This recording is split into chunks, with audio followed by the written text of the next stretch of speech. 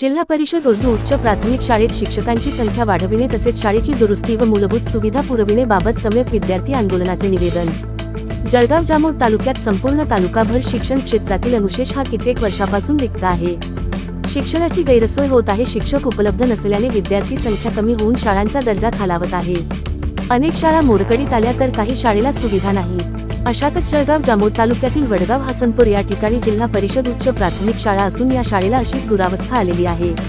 त्यामुळे या शाळेला शिक्षकांची संख्या वाढविणे, शाळांची दुरुस्ती करणे व मूलभूत सुविधा पुरवणे या संदर्भात सम्यक विद्यार्थी आंदोलनातर्फे निवेदन देण्यात आले। हे निवेदन गट विकास अधिकारी जळगाव जामोद यांना देऊन 8 दिवसाचा अल्टिमेटम देण्यात आला, अन्यथा शाळा आपल्या दालनात भरवू असा इशारा सुद्धा दिला।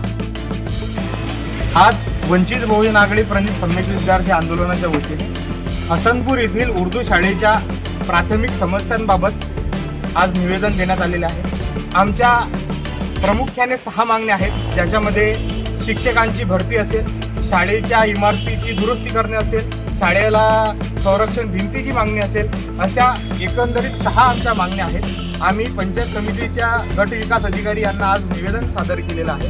जर तातडीने आमचं यांनी निवेदन मागण्या मान्य केल्या नाही तर वंचित बहुजन आघाडी आणि सम्यक विद्यार्थी आंदोलनाच्या वतीने पंचायत समिती कार्यालयाच्या दालनामध्ये शाळा भरव आंदोलन करण्यात येईल। याला सर्वस्वी जबाबदार प्रशासन आणि शासन।